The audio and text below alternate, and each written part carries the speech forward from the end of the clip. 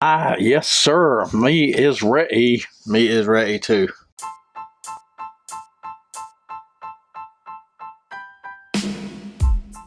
Race car spelled backwards is still race car. This is the Race Car Spelled Backwards podcast. Hey, what's going on? My name is Brad, and with me as always is Jamie, and this is the Race Car Spelled Backwards podcast. Jamie, how you doing, man? Doing good. Should I talk more country? Like I want to sound as country as somebody with a banjo. Huh. Like at the beginning of Deliverance? Banjo? Man, I gotta get real country. I I didn't know I sounded as hillbilly as a banjo. But hey, yeah, learn something new every day. So, got a pretty good episode put together. We got three gifts we're going to go through as usual. We'll touch on some college football and some NASCAR updates. We got some hate mail. Yeah, we have, I don't know if it's hate mail or love mail or, I don't know. Either way, we got some fan mail from one of our fans, Hirsch, that we're going to be reading. His wife, Wendy, loves us. So, thank you for listening. Thanks, Wendy. We appreciate it. They actually listen to us all the way from Massachusetts to Miami. Am I right? Yeah, that's what he claims. Why is your phone beeping on? I took it off. Let's put it back on. Are you some kind of idiot or something? Yeah. That's what our hate mail said. Are you idiots? Yes. I'll go Yes, we are. Full-blown airplane mode. Last week was championship banquet week for NASCAR. Did you happen to watch the awards banquet, sir? I watched some of it. I fast forward. It's pretty boring. You know how they get all corporate there. Yeah, I went in and went on Twitter, the old tweeter, on Thursday when the awards banquet was actually going on, and I watched it then. Well, I watched clips from the banquet on Twitter. I never watched it on TV. See, I forgot it was on Thursday night, or that was when they taped it. I was a little disappointed when I found out I was watching a tape delay 72 hours later. It used to be live, right? Like, we used to have... Is the TNN network no longer around? Couldn't they sell the rights to one of those little cable channels to show live? FS2. I mean, what was on there? Am I wrong? Was it when I was a kid? Didn't I have to watch NASCAR on TNN? Yeah, or TNT. I think it was TNN. TBS or something. What was TNN? What that Turner Nashville Network. Ted's Network. Ted's Nashville Network. Ted's new network. Because he had TBS already, so TNN was Ted's new network instead of Ted's old network. Maybe TON. Han. Ted's about as lost as Uncle Joe. Is he? Yeah. Is he still alive, Ted? I think he's like running naked with a spear chasing buffalo in Montana on his ranch. He's got that Ted's Montana grill, right? Is that what it's called? It's like a high-end Applebee's. Yeah, it's not that great. Buffalo bison. Bison buffalo. Yeah, fresh from Ted's kill. Yeah, from his farm. They were farm raised, probably caged. Caged and given some MGOs or whatever they call it. These are factory grown bison right here, baby. Yeah, I had his hamburger there once. I had a customer. I think I've only go there. It wasn't that good. I think I've only been there once, and I was very unimpressed with the food. I would say service, but service sucks all the way around nowadays. Isn't Ted like a highbrow Democrat? I think so. He was married to Jane, communist North Vietnamese Fonda for a while. She Vietnamese? She went to Vietnam during the Vietnam War and protested it with the North Vietnamese. My dad was not a big fan. You want me to tell you what I wrote? Something I saw this weekend that blew my mind. Well, actually didn't blow my mind, but so Georgia, the state of Georgia, we'll say, even if it's half and half Bulldogs, half Georgia Tech fans. I think you're pushing it, but yeah. So it's probably 3/4 Bulldog, quarter Georgia Tech. Only Georgia Tech fans. And that quarter of Georgia Tech probably has to share their fan base with Georgia Southern and Georgia State also. So probably. Well, on the day of the Georgia Bulldog Tennessee game, Georgia was ranked 3rd, Tennessee was ranked 1. On that very day, that morning before the game, Stacey Abrams, who was running for governor, went on CNN wearing Tennessee orange. What? And I think that was the weekend before voting too. What a dumb move. Isn't that crazy? Like, wouldn't you just think, I mean, I want to be governor of Georgia, so I'm going to know their football colors, and I'm probably going to have to be aware that they're playing the Tennessee Orange Volunteers that Saturday, and I'm not going to wear the opponent's colors on TV, even if she didn't want to wear red. Yeah, but she's gone Hollywood, dude. She's going to end up being on, like Yellowstone 1973. The 70s version of it. Yeah. That's funny. What else we got? Chrissy Allen passed away at 71 years old. Allen or Allie? Allie. Is that what it said? Yeah, I think she was a Scientologist, dude. I refuse to pronounce anything right from now on. Because of Hirsch? Yeah. He tells us to learn to pronounce things. But that's... I don't... I did 12 years of learning at the school systems here in Georgia. Nah. That's why my accent's so bad, because I went to high school in Georgia. But our teachers pronunciated things worse than we did. I don't even know if I said the word right. Pronunciating? Pronunciation-ing.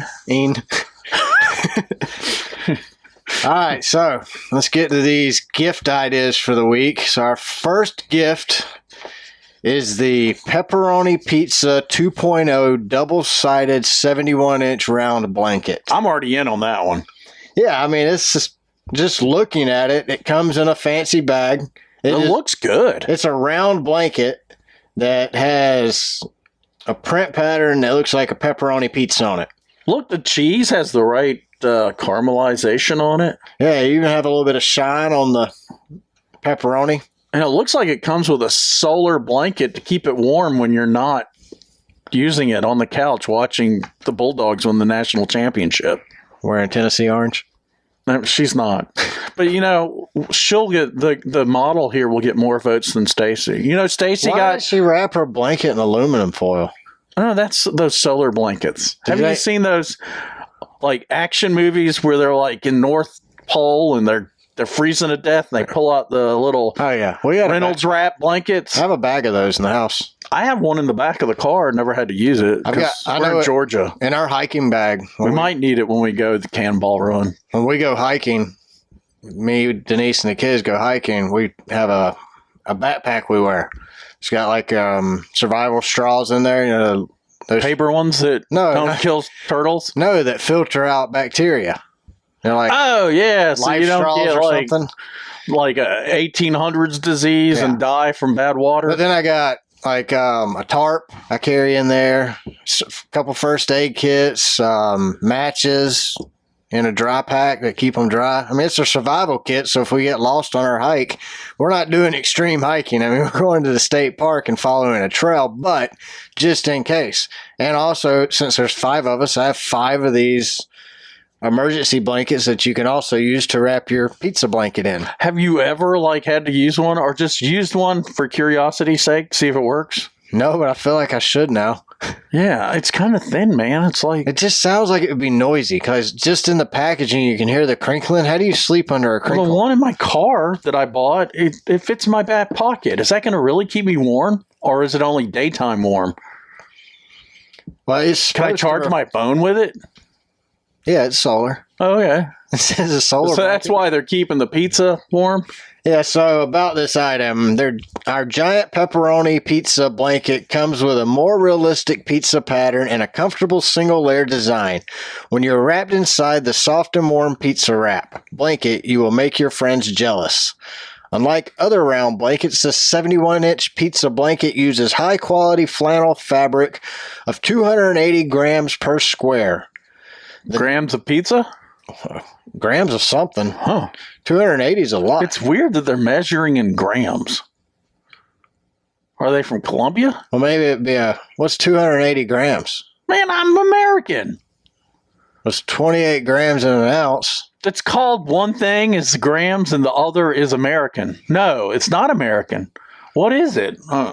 Grams? Damn it. I went on airplane mode. All right, I'm Googling. So there's the metric system and the imperial system. We're imperial. Yeah, like Star Wars. Yeah, like Darth Vader. Yeah.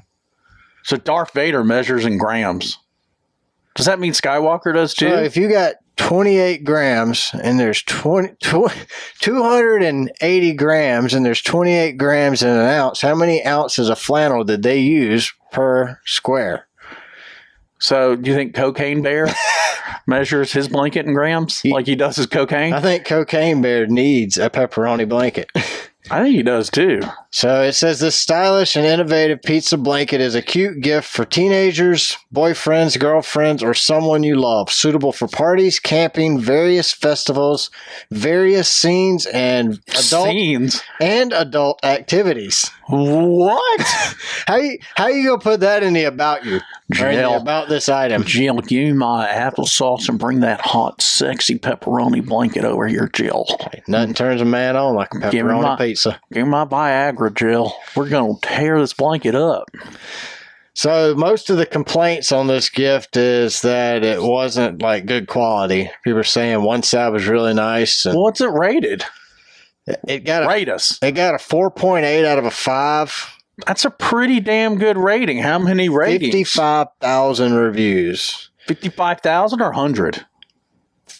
55,000. 55,288. So basically, there's a few haters. Oh yeah, very few. With that like many 2% got a 1 review. With that many ratings and still be at 4.8, it's a pretty damn good pepperoni blanket, if you ask me. So this better blanket, better ingredients. Our Cherry Time. Sounds like a porn name. Cherry Time sounds like looks like you're doing some adult things. That sounds like a hillbilly soda. Yeah, it does actually. I was up there in West Virginia. Cherry Dime wine. And I got me a Cherry Time soda. You make some Cherry Time moonshine. Scupper Dime wine, baby, with the. You got Tim and Tickle making Cherry Dime moonshine. Hells yes. So our Cherry Dime got them truck nuts hanging off the old hauler in the back too. Wrapped in a pepperoni blanket. Hells yeah. She said, I bought one of these blankets for my sister, and it was so nice. The burrito concept is really funny. So, what? How did she go burrito on the pizza? So I guess she bought the burrito concept for her sister. Oh, there's other ones? Oh, yeah. Oh, wow. There's like tortilla. There's a tortilla shell one. There's a pizza one. I got a waffle blanket. A waffle one. Oh, yeah. The waffle one does not look good at all, though. Oh. The pizza looks like a good New York style pizza. Well, the waffle one just looks, I don't know. It's just too much depth, maybe. Look, that model there looks like an Indian wearing a pizza sari. Pizza sari. Hello. Where's the sari? Are you checking in now? I don't understand. That's what they call their clothes. Sari? Yeah. Or who does? Sari. People, not American Indians, Indians from India. Those Indians. Red dots on their heads. The other Indians. Yeah, I grew up with some in D.C. I thought it was a Sherpa. Hello, Jaime. A Sherpa is, that's the guy. Sherpa. Yeah, that's the guy taking you up to Mount Everest, isn't it? Or is it a knife? Is that weird blade knife you slit throats with? No, Sherpa is the guy that... Sure it ain't that knife where you slit a throat? No, that's a saw. No, there's a funny knife that looks like a banana. Yeah, you put on someone's throat. It's curved. It's in the Middle East or something. India. A Sherpa might carry one of those. Oh, okay. What would you call that? A Sherpa knife. I mean, that's what I would call it. I don't know what they call it. I love our factual base. And I can't Google it because I went airplane mode because people keep calling us and we just got done with team building exercise and I want to be a team member. All right, so she's decided to buy one of these blankets and said she received a one-way ticket to fabric pilling hell. What? So fabric pilling. Literally? It says there's pills found all over the fabric after you wash it. Are they prescription or over the counter? Probably over the counter. They come out of your wash machine. Or how much is this again? This is a $30 blanket. Oh, so it's just aspirin pills. They can't afford much, but and generic. It's not just her that uses the term pill. So it's other people that used it too. So I really... Is this big in another country? What? Is it big? The pepperoni pizza blanket. No, actually, it was only American reviews. Oh. But she said it had pills all over it, so I'm assuming that's like those little lint balls. Oh. You think that's what they mean by pills? Yeah. Because she says, covered in pills after first washing, and I followed manufacturer's instruction. Washed it again and again and again and again, and the pills just kept on coming. I wanted so much to like it, but now I hate it. With the heat of 1,000 suns. I don't want it anymore. What, did they start sweating and lose weight? She says she'll probably be giving this to the Austin homeless shelter while feeling bad about covering someone in all these pills. I hate to break it to you, lady. The homeless don't care about little lint balls on their blankets. No. That's the last thing they're worried about. They'll be grateful, I'm sure. Oh, we could probably help relations with Mexico with this. You said there's a tortilla one or something? So the tortilla, quesadilla one? Yeah, and they had these little... We can meet at the wall and trade them. Like, they could give us tortilla blankets and we can give them pepperoni pizza blankets. Well, wouldn't that be more like an Italian thing? What would be an American? I think pizza is more American than Italian. What would be an American blanket? Hot dog? Is that made in America? Hamburger? How do you make a hot dog? Yeah, I guess like a beef patty. Well, what was invented in America was potato chips. So make a potato chip one. Yeah. There's no way. You're telling me that we didn't fry a potato slice until America? No, they were called French fries, and then they were called chips in England.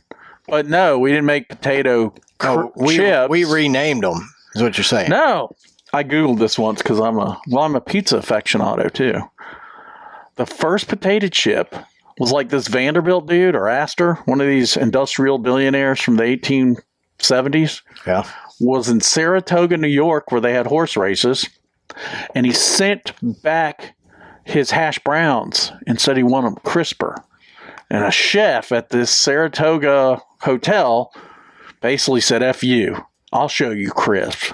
And he took out a razor blade and sliced the potato for the hash browns and fried them. Made them crispy. And he was being a dick. But he sent them to Vanderbilt or Astor or whoever. Said, here, give that son of a bitch this. And the guy was like, these are amazing. Thank you. And so they started packaging them and sell them. Was that Mr. Lay's? And Mr. Lay's was from Atlanta. Who made the first potato chip? Like what brand? It was Saratoga Crisp. Is that still around today? I've never seen it. Yes, I seen them at Whole Foods. Okay. That's what got me thinking, because it said the original potato chip on the bag. So I Googled it. Did you try it? Well, yeah, I bought it. Yeah. That was back before I was cheap. So no, that was before COVID and cheap. Well, they're kind of like kettle cooked. So they're really crunchy? Yeah, like a Cape Cod. I don't like a really crunchy potato chip. I don't like anything really crunchy though. Not a fan of crunchy food. Like I like my bacon, just you throw it on there and get it hot, take it off. So for peanut butter, smooth or chunky? Smooth. So I like chunky. My toast, I toast on number 2 and pop it before it finishes, butter it and put it back in for a couple more notches off of a 2. Well, doesn't they get butter in the toaster? No. You got a toaster oven? No, I'm not slathering it with butter. I'm just putting a little on there and then I just warm it all up. Like the butter, in case the butter cools it off, I like my toast hot. See, I like instead of toast. But I don't like it crunchy. I like an English muffin. Have you ever had Bays? No. I didn't. They're in the refrigerator section of the grocery store. Okay. They're actually cheaper than Thomas too. That's why I do it. But you throw that in the toaster, pull it out. I like it crispy, a little brown. No. Put butter on it. Just a little butter, not a lot. And then put some chunky, Skippy peanut butter on it. It's really good. So I like soft foods.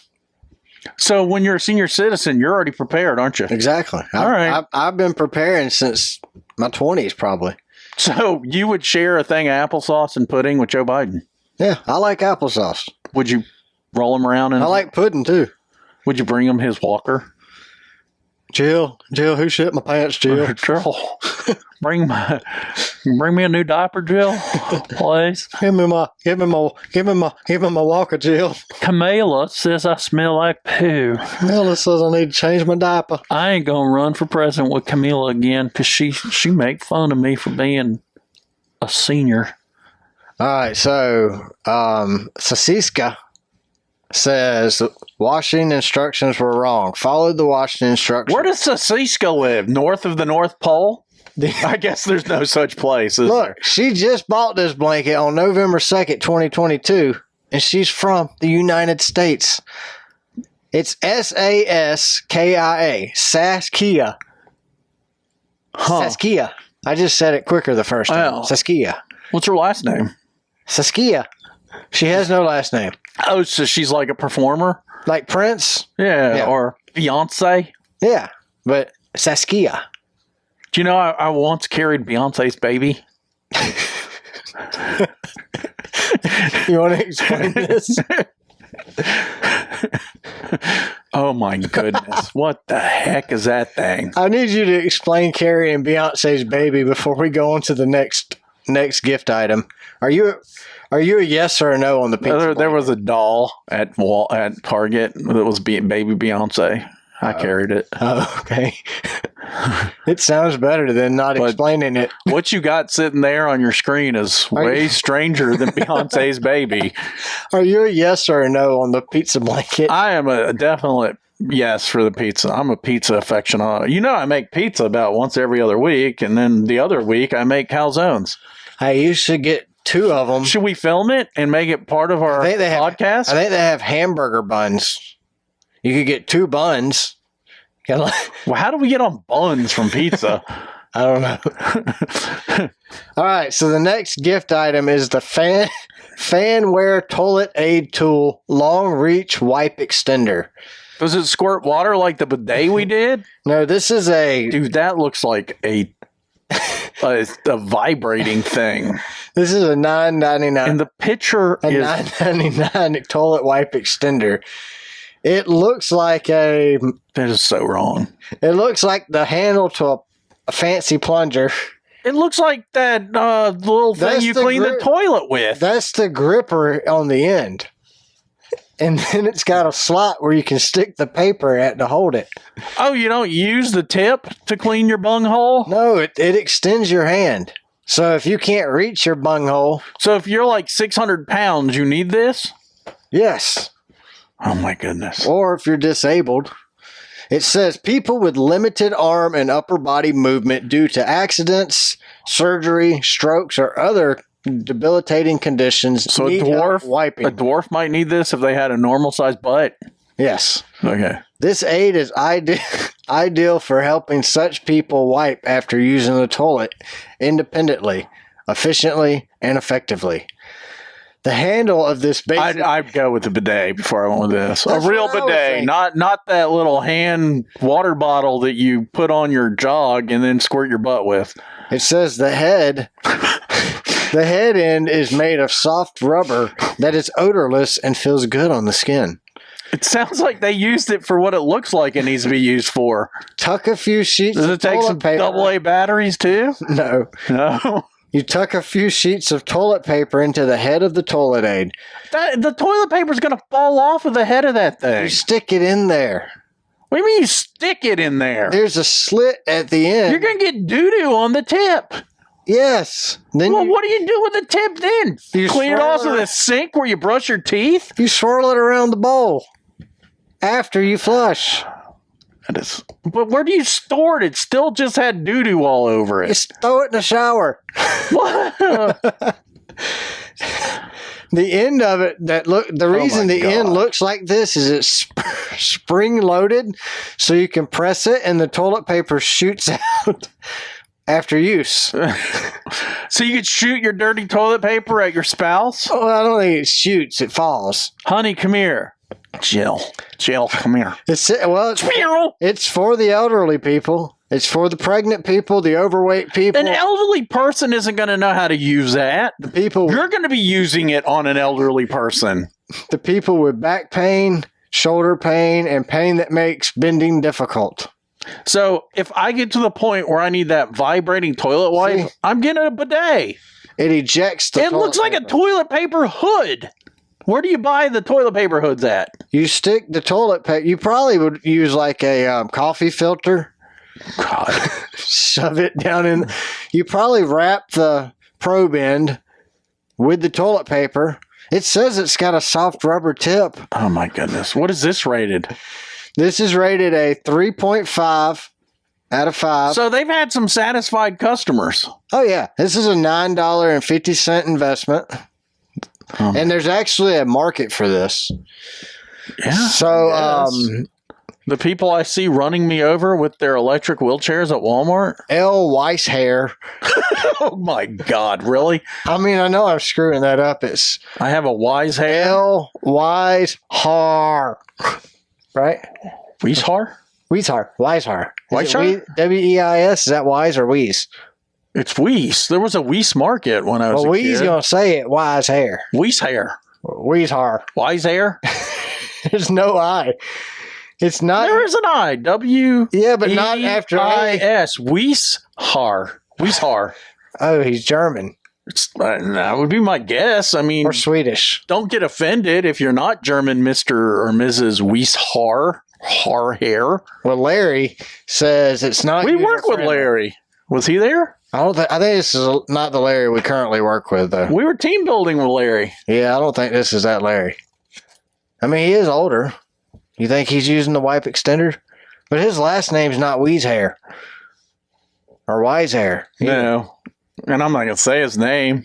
Well, anyway. We're getting hate mail. I don't want Larry to get hate mail. So Larry Weishaar says it's not user-friendly. The most important feature was too difficult to figure out or even get to work. I couldn't get product to load toilet tissues or wipes. Would not recommend or purchase this product. Just use that tip. For anyone else. G. S-G-E-E. G-spot? It's probably his initials, G-E-E. Oh, you don't think they mean G-spot? Because it's got that funny little bend at the top. It's probably G.E. Edwards. Okay. That's what I'm thinking. All right. That's what I'm thinking his name. Gerald. They invented the light bulb. G.E. Edwards. Gerald Edwards invented the light bulb. Well, that makes sense. So he says it's a waste of money. This gadget is not practical for anyone with limited mobility. The tissue does not release when you press the handle, which requires you to touch. Well, if you're wiping without the handle, aren't you still touching your bunghole? So him says it broke after the first use. Oh my God, inside of him? So, just the rubber tip. Just the tip? Or did he put the button up there? He said he tried to use this in the button to release the paper. He tried to use this button to release paper broke the very first time. Oh my. He said he's returning it. Used? He tried to use it. Last week, people returned the bidet that was used. He said, tried to use this, but the button to release paper got broke, so I'm returning it. There's a few questions, too. One of the questions was, I have the hardest time reaching back there. Will this really help? Well, it says, also, is there a misting function? Oh, wow. The guy wants improvements. So that he's a heavy-set engineer. Well, the answer he got said, no mist. With this tool, you have to push tissue paper or a wet wipe in the opening and wipe as illustrated, from front to back. Wet wipes hold better than dry tissue paper. I stopped using this because I had a painful back surgery. Buying a metal cooking tong and wrapping tissue paper or wet wipes I can't deal with cooking utensils in the bathroom. I can't. So he says if you use cooking tongs, it'll actually work better than this. That is so gross. Does he throw that in with the dishwasher and wash it with his coffee cups and his dishes? Probably. Another question says, my friend Layla has gained some weight because she's a hungry old rhino. Wow, dude. She has trouble wiping her bottom. Will this help her? She's always clogging. Oh my goodness. So she's pooping pineapples? Perfect. I've had 5 spine surgeries, 3 fusions, so twisting to wipe is virtually impossible. This is the best aid ever. Bidet, dude. Now they need to make a collapsible one so I can take it on the road. You know, I don't think Layla's very happy about that. She's a hungry old rhino. You can't help that. What the heck, man? She got hungry. Layla got hungry like a hungry old rhino. She has trouble wiping her bottom, and she's always clogging. That's dancing, right? Sounds like she's doing... Yeah, that is dancing. So you think that's what he... They do that up in the hills, that clogging. Yeah. So with the banjo. Uh huh. You know about that, Brad. Yeah, when I'm playing, I'm playing your banjo. Yeah, all my kids at the Baptist revival and all. Oh my goodness, that has a middle finger. So this is the adult coloring offensive crayons. Finally, a pack of crayons as dirty as your web browser. We're bringing you all the excitement of tentacles, ASMR, cat girls, but with none of the actual imagery that would turn on your stepsister. What the hell? So these are probably from Blue Ridge, Georgia, up there in the mountains. That's what I was thinking. Or you send your kid to schools with these, or are they gonna get their ass whooped? No, probably would. Probably get not Blue Ridge. If they don't have these in Blue Ridge, you get into a fight. Oh, well. So it says, we remind you that both parties are the same and your vote doesn't matter unless you happen to control a super PAC or a lizard person. There's 24 assorted colors, or at least 22 to 23 different ones, since we used the cheapest labor we could find in China. Not recommended for rectal use. Oh, God. Or do it, but don't send us the photos. You can put your toilet paper on the tip of a crayon and clean it. So some of these colors, Twitter lawyer blue, Democrat yellow, border wall brown, PC police blue. Some we can't even say. So hate crime hazel. Just go to Amazon and look up adult coloring offensive crayons. MAGA hat red. MAGA hat red. Is that why there's red in that middle finger when they're shooting the birdie on the cover? Yeah, they're not all political. There's some other ones. Some are pretty risque when the racism there. Yeah, I mean, I wasn't too impressed, actually. There was one or two that made me laugh, but Trump would love them, and so would Yee. And what was that guy he had for dinner? Child bride Hitler? blue. Did he invite Hitler? What was that Hitler he invited? Sanchez? I don't know. Ramirez? I have no idea what you're talking about. I think I like the wackadoodle that came with Ye to talk with Trump. I don't know. I don't know what his name was. Bigsby? Purple crayon guy? Bigsby? Was that it? I don't know. He's meaningless to the whole world anyway. These got a 4.5 out of 5. 4.5 out of 5 rating. How many reviews? 140. So not a lot. But 4.5 is still pretty good. John says ship's broken. Okay, but they're coming from China, he admits. Cheap labor in China. Yeah, I thought he bought a crayon. Huh. Got these as a funny gift for a friend. Most of the crayons were broken. Zombie Ford gave it a 3 out of 5. Zombie Ford. Actually, there was only literally like one star review, and his only complaint was they were broken. And the guy tells you in the about this item. Yeah, I mean, you got cheap labor in China. You get what you get. It's not like Foxconn making iPhones. These guys are making crappy crayons. So Zombie Ford says, I was going to gift these, but really can't. I have a really foul mouth, and I think they are offensive. Buyer beware. I didn't read them all, but some are really just in poor taste. They will be going into the garbage. I missed the return window. And what do you give them? He gave it a 3 out of 4. That's because some of them are really funny, and then some of them are really not funny. Anthony Faludes. Oh, that's the guy that went and had lunch with Trump. Anthony Faluge. Oh, okay. Yeah. He said, funny, but pigments aren't good. He actually was going to color with these? Yeah. So everybody knows Crayola is the best crayon. Oh, no doubt. It's the only crayon. Are there? No, they got some cheap names. But it's the only crayon that works. It's like China brand. It's, what's the other one? Like Art something? They suck. So he said, my girlfriend got me the Dictator's coloring book for Easter, and she gifted me the offensive crayons for Valentine's Day. There's next episode. You need to do Dictator crayon book or coloring book. Yeah, I need to make a note of that. You did animals stooping animals last week. Animals humping. I didn't even see So stooping is the German term, isn't it? Yeah. I didn't even see a Dictator coloring book. Dictator. So she got him a Dictator coloring book for Easter. Get your dick out, my tater.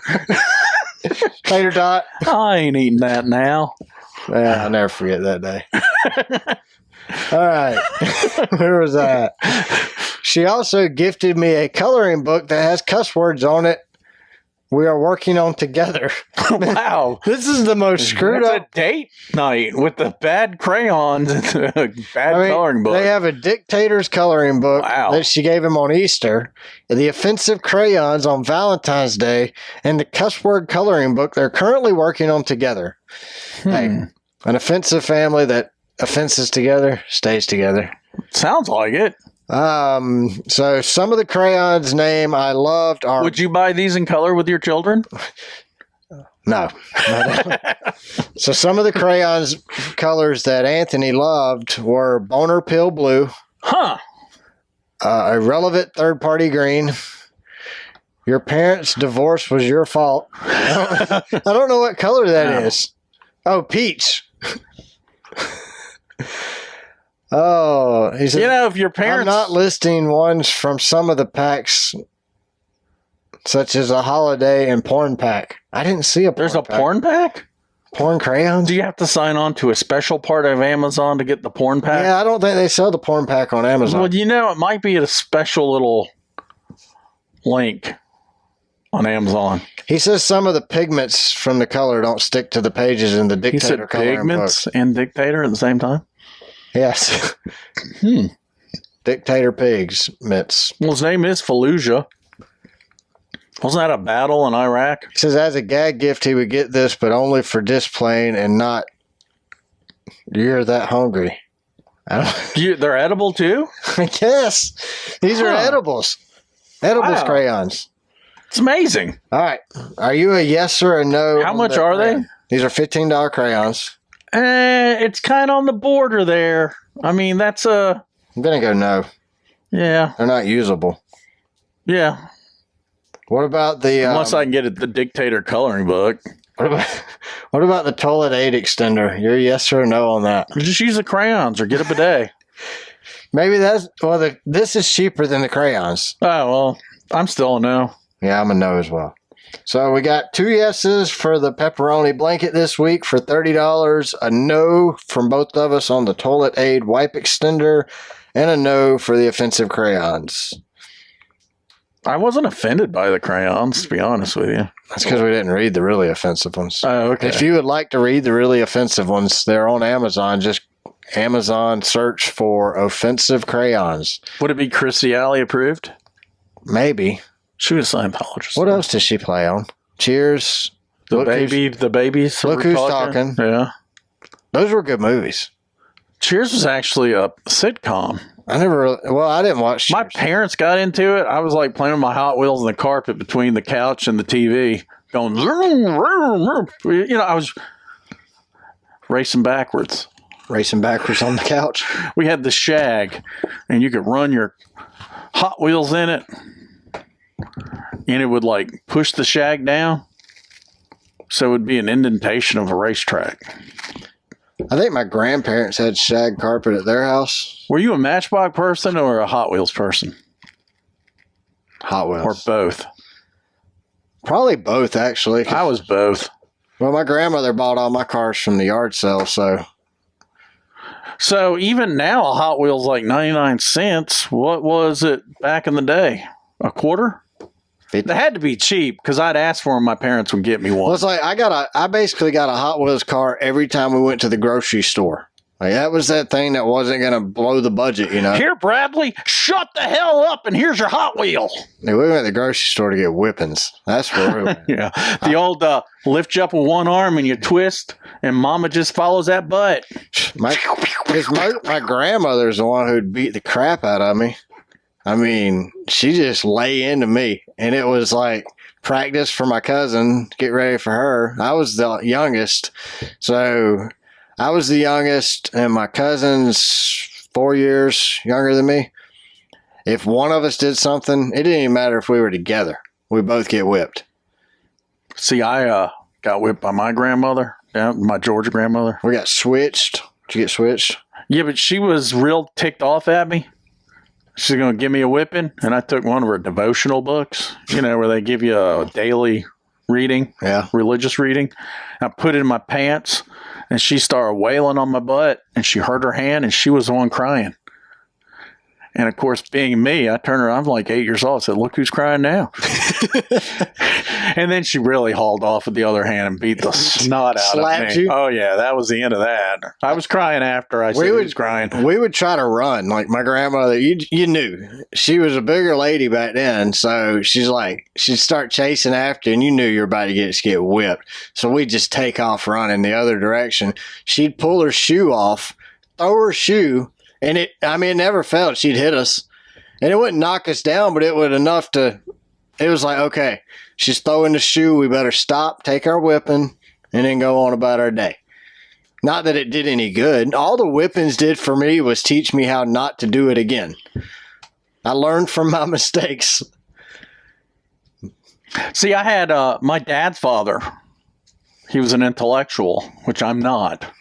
You think? He would want to discuss what I did wrong and why I was in trouble, but he wouldn't whip me. Wouldn't that make you mad? No, well, he would go off on, he was a chemical engineer by trade, by training. I don't know what you call it. Went to school for it. A trade. So we deal with engineers every day. They can't communicate with us regular people. So he'd get done lecturing me on all angles of how bad I was. And when he got done, I just go, huh? And he said, did you not? And he would, he had that New England accent. Did you not understand what we just discussed? And I went, huh? That's like a Sean. You almost sound like Sean Connery there. Well, he kind of sounded like that. I've inherited nothing from my father or my grandfather. They were, my father served, and so they had uniforms, so you had to, be for inspections. And my grandfather was very GQ, and I got none of that. Nothing. I got to ask my wife before I leave in the morning. Does this match? Is this okay? Yeah. Is this appropriate to wear? I don't know what happened. I didn't get the intelligence either. My dad was an economist. My grandfather was a chemical engineer, and I'm not. Let's just go with that. My grandfather was a nice guy. I got that from him. They were nice, but, My grandfather was a hooker. He hooked trailers and trucks together. Okay. And he was a hooker. I think we've discussed that before on the show. A male hooker. Yeah, a truck hooker. A truck hooker. Isn't that where you find hookers now? The truck stops? Rest area. That's gay hookers. Is there a difference between a truck stop? I don't even know if they do that anymore. It's older people that'll tell you, be careful in that bathroom. Yeah, I don't think they do that anymore. I do remember seeing holes in the dividers. I didn't know what that was. Every rest area I've been in has been... I feel like we didn't go in them when I was a kid. Like, if we had to pee... Well, that was probably that's where the gay... If you think about it, though... Well, maybe that's why my grandfather would never stop. If you think about the discrimination, though, back then, for gay people... I don't know all the letters. But if you think about it, if they designated a place that was a safe zone, good for them. Right?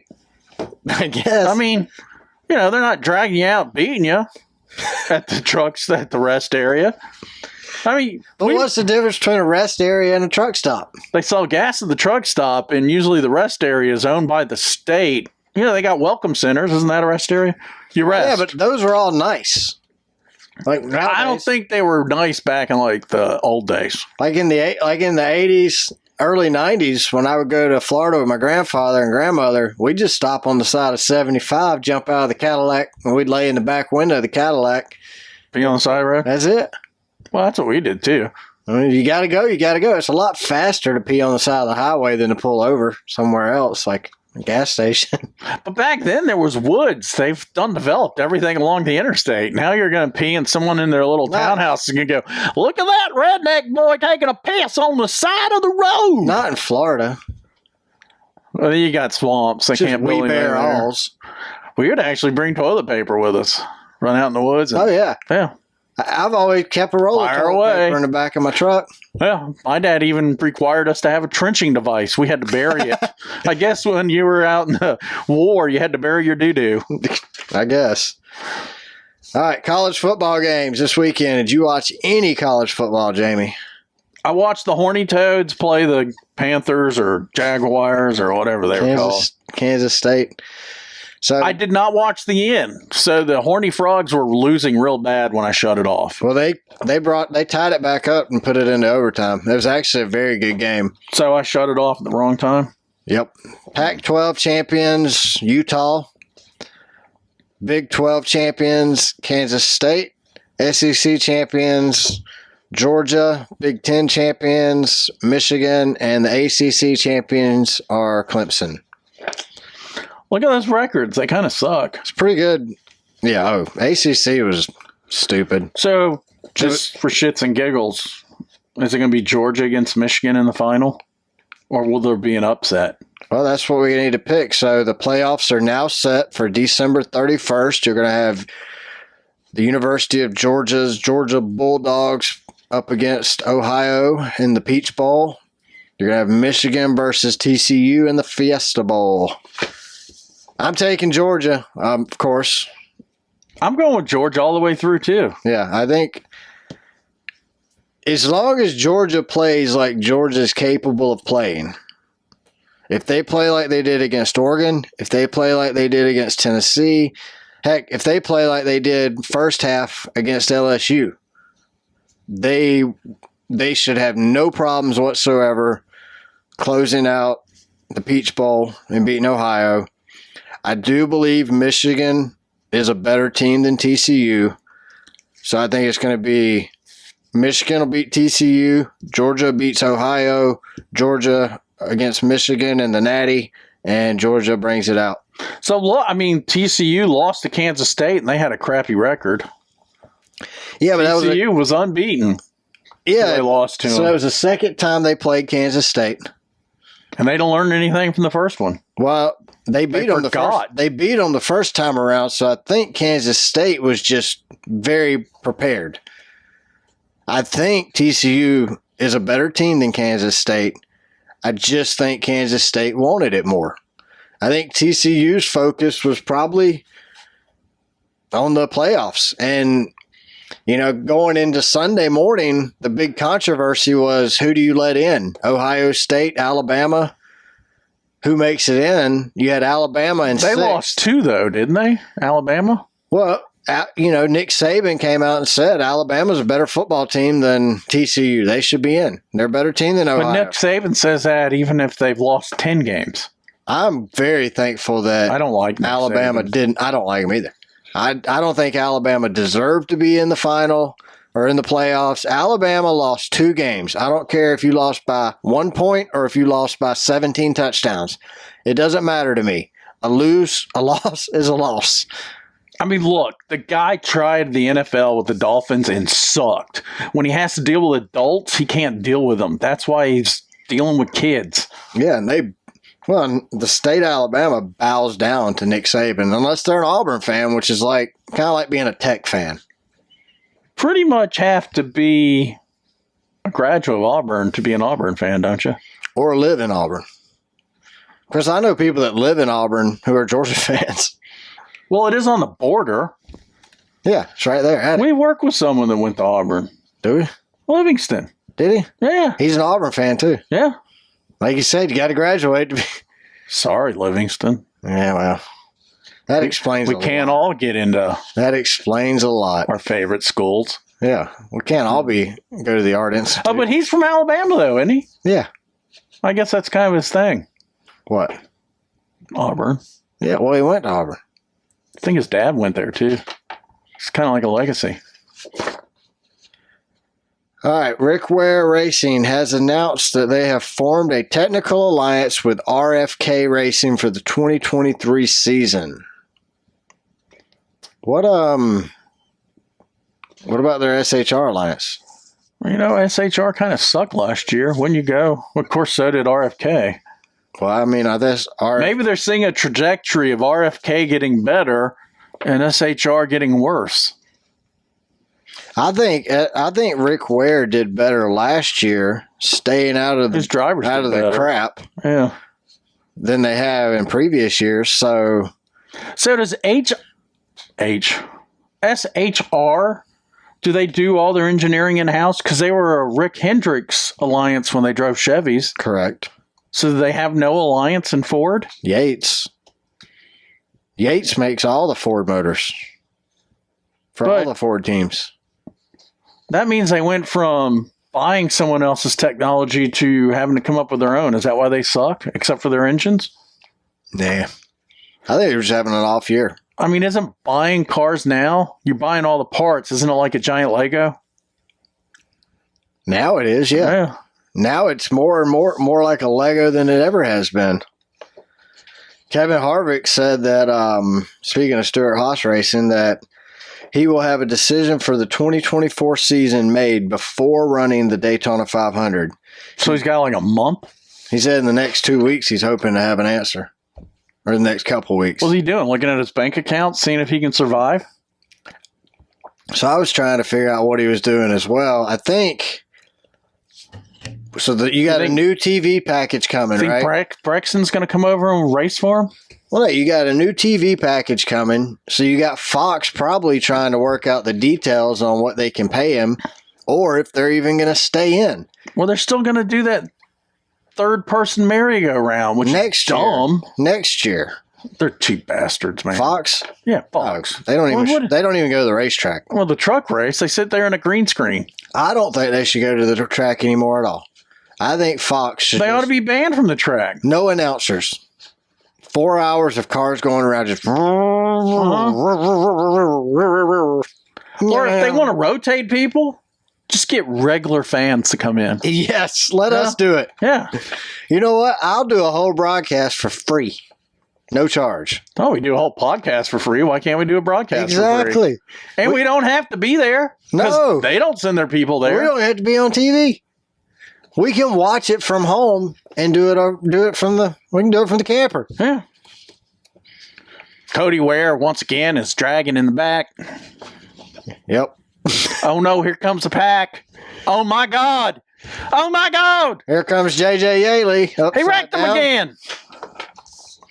Here comes Ross Chastain up against the wall. Can we get Dale to come with us? To the house? No, he ain't coming to our house. We'd go to his Dale's house. a freaking billionaire. I don't care what people say. We go to his house and do the podcast. Yeah. He's got an extra room somewhere. We could probably go to a wing and he wouldn't even know we're there. Oh, no, that's Denny's house. That's Denny. Yeah. So the Race Team Alliance is looking into possibly having non-sanctioned NASCAR off-season races locally and internationally. I'm calling bullshit on that. This was reported by Adam Stern. So it's leverage. They're just scaring the France family. Okay. And Billy Bob Kennedy. I don't. Or is his name Ben? John F. Kennedy. No. Are they related? Benny. His mom is a France by birth. By birth. So is that the Kennedys or just regular Kennedys? Well, I'm sure they're related somewhere along the line. Yeah, but it could be 100 years away. Kind of like me and my uncle over in London. Yeah, it could be my cousin John F. Kennedy or my your cousin ancestor. Al Gore. Yeah, my ancestor. Al Gore? Yeah, my 30th cousin Al Gore, who we're still ashamed of. So who invented the internet and global warming. So these drivers complain already about how long the schedule is, no time off. They'll have no one to complain to if their teams own the racing. The teams complain about how much it costs, and here we go. Now they're talking about running off-season races. Like, where's the off-season then? Think about this. You're going to have you can't use your NASCAR design car. It's a one design. You probably have to pay royalties, so you're going to have to build a different car to race in this series. And what if your sponsors are tied to NASCAR? Okay. What if the RTA buys in to Sirix? That gives you cars, that gives you sponsorship, that gives you TV broadcast. Heck, that has vehicles set up for dirt or asphalt. Have you ever wondered why Tony Stewart doesn't run that in the offseason? He's got 2 months. He could run the SRX. I know he can't go too far north because snow and cold. But that's why. So yeah, what if you go like southern Texas and Florida? What if you do like the SRX RTA series? Well, that'd work. And then it's just ran November with Tony's December design car. Yeah, use the same SRX car. You run it. Or what if they partner with Dale Jr.'s Cars Torch series? Yeah, but I like that. I actually think partner with Tony would be an easier transition or a faster transition. And we already have a car that's good at short tracks, and our new car sucks at. And they can hit South Texas. They can hit Florida, Volusia County Speedway. Yeah, you can race in Georgia, Mississippi, Alabama, Louisiana. I mean, you got plenty of southern states. We got a 3/8 mile in Cordele. You go out to Nevada and run. Yeah. I mean, California. I don't know. But there's other small tracks out there. I don't know. I mean, I don't know their names, but look at all the California drivers we got now. Larson, Jimmy Johnson, Jeff Gordon. Oh, you're talking about just like racing at smaller tracks in California. Do they got Bakersfield, like where Kevin Harvick grew up? Yeah. Okay. Yeah, that's what I'm saying. You got plenty of options, though. But the SRX series has cars. I wonder if legally, what does that team agreement or the charter agreement say in it? Have you ever read it? No, but I mean, I'm sure it's a PDF. Maybe that's an assignment for next week. Hendrick Motorsports, RCR ran at Coda with a bizarre looking Camaro. Yeah, I think that was the IMSA deal, though. Oh, they were testing that sucker out. Yeah, I think that's what that, or maybe they're just testing crap out. I mean, it looked like a Gen 6 front end with a Gen 7 rear end with a car stretched out like a dragster, a funny car with a car of tomorrow spoiler on it. So, Snowball Derby was this weekend. I did not watch the Snowball Derby. It's just not something I'm paying $50 for. Was it even televised? It wasn't. Yeah, is a $50 pay-per-view event. I watched segments on YouTube when it was over. I watched segments from people on Twitter. So, Brad Keselowski did not make the main event. William Byron started 13th in the final race and finished 6th. Eric Jones started 12th. He got run over. Eric Jones did. Yeah. By Majeski. I mean, just tore his car to pieces. That's why he finished 33rd. Noah Gragson started 5th, finished 20th. Josh Berry was leading with like 50 laps to go and got turned around for no apparent reason. Well, it's only because the guy behind him doesn't know how to pass, so he had to wreck him. So Josh Berry finished 25th. Tom Majeski started 15th, finished 10th. Sammy Smith started 28th, finished 2nd. And Corey Haim started 19th, finished 28th. Wasn't Corey Haim a child star in the 80s? I don't know. Didn't he star in the Goonies? Wasn't that Corey Haim? Maybe. I don't know. Like I was too young for that. Yeah, they still show it on TNT like every Sunday. Yeah, but I'm not watching the Goonies. It was stupid. I've seen part of it and didn't like it. Denise likes it. I just thought it was stupid. I liked it back when I was 8. I still thought yeah, I'm just not a fan of the Goonies. Chase Elliott wins the most popular driver award. Oh, there's a shocker. Series. Wow. Noah Gragson wins it for the Xfinity. Because when I voted for him, he was the only choice I had. Did it? I voted for Ryan Blaney 3 times, and every time I voted, it said Chase Elliott. Yeah. Ryan Blaney put on a... Did the campaign. Software they use on their website was the same as the ones that counts votes? In Arizona. In Arizona? Yeah. Arizona only? Yes. Okay. Well, it's the Arizona. They use the Arizona vote counting machine, the one they have, that the only one they're allowed to use. They use that one to count the votes for the most popular driver award. So I'm going to stick up for our governor, who got reelected, by the way. Like when Trump claimed Georgia's voting was fraudulent, how did Kemp, a Republican, also win? They just switched Donald Trump's votes? Is that what they're saying? Yeah. That's exactly what they're saying.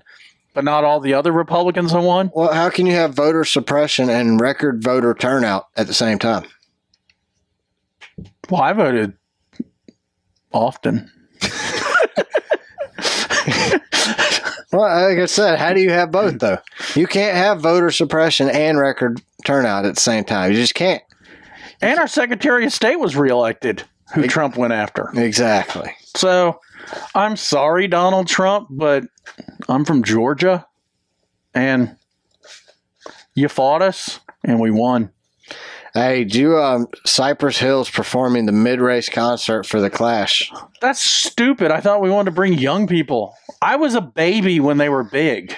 So they invented rap, didn't they? I've been reading people's negative remarks on Twitter since they announced this, and this is comical to me. What happened? The Rolling Stones turned it down? Cypress Hill, Ice Cube. Ice Cube did mid-race some guy. Well, at least Ice Cube's on TV still with his NCIS. No, that's Ice-T. Oh. Are you sure? Yes. No, I think Ice Cube, NWA, Dr. Dre, Snoop Dogg, Eazy-E, that whole crew. Yeah. Yeah, that's Ice Cube. NWA. That's Ice Cube. I think Ice Cube is on some TV show.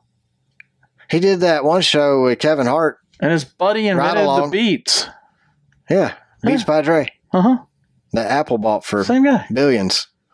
But that's my age bracket, which we got our age bracket. What I'm saying, we need 20-year-olds and 15-year-olds. Some guy on Twitter was saying, I can't believe you have Cypress Hill, a band that glorifies rap music, that glorifies drug use, smoking marijuana. You're going to have, and hating on the police, play a mid-race concert. All the young kids are on marijuana. Don't we need marijuana people? Yeah, but this guy's saying this about Cypress Hill when I don't even know who Cypress Hill really is. Ice Cube opened up last time.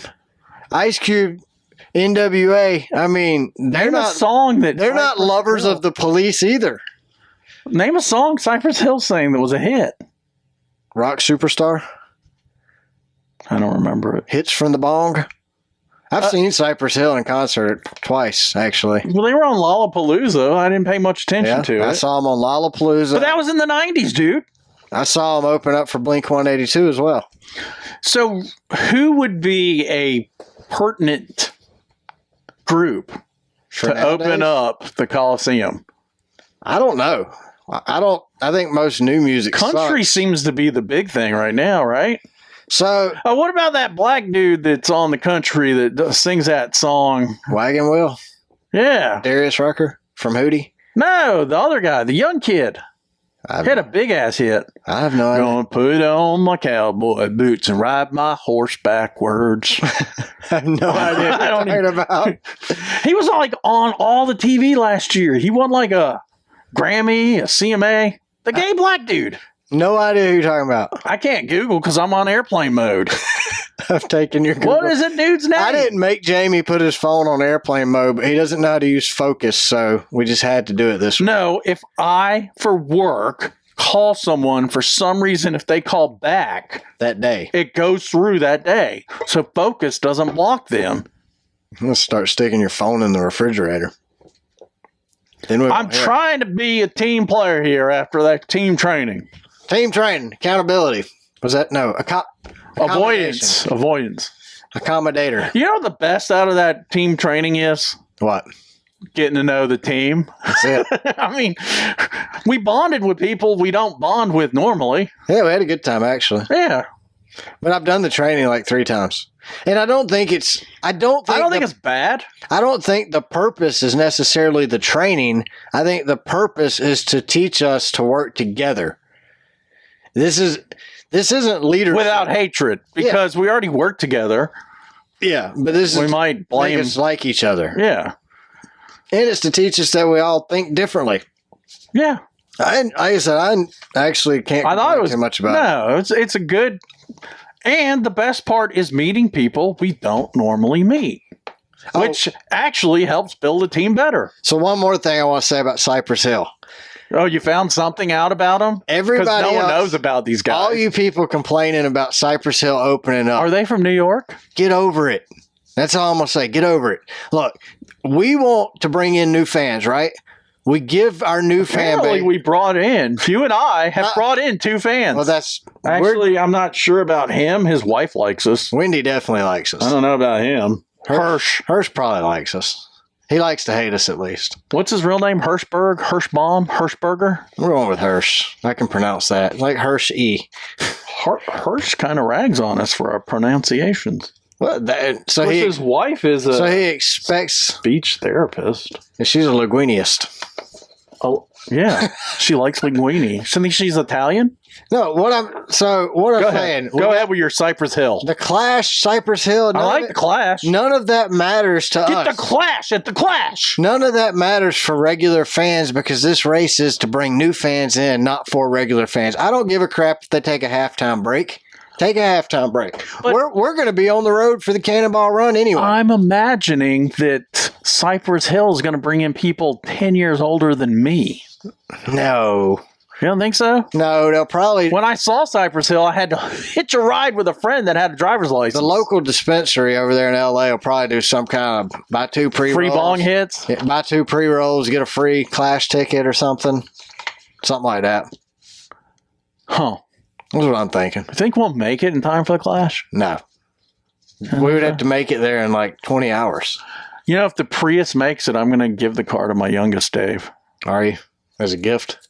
Yeah, like here's the finished college car. You didn't get to go to the Cannonball Run, but you get the car that we did the Cannonball Run. Here, it's got 220,000 miles on it. It's got that battery pack. It should be good. 6,000 miles to it. We know it's good to go.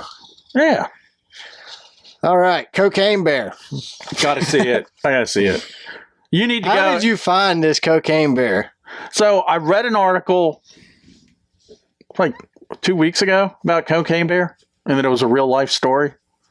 It's like the people from, I don't know, your wife probably likes this. I had to see it in the theater. Wasn't a big fan. Cocaine Bear? No, those people that sing in college competition, a cappella singing thing, movie. Hamilton? No, I saw that. That was actually good once I saw it. That's the musical. Acapella type singing. Yeah, they're in college. It wasn't my thing in college, but evidently they got these sing groups that sing against each other and like boy judges. Yeah, but no music. Sing against each other. There was like 1 and 2. They were big hits. My wife took me to the theater to see both. Dancing with American Idol.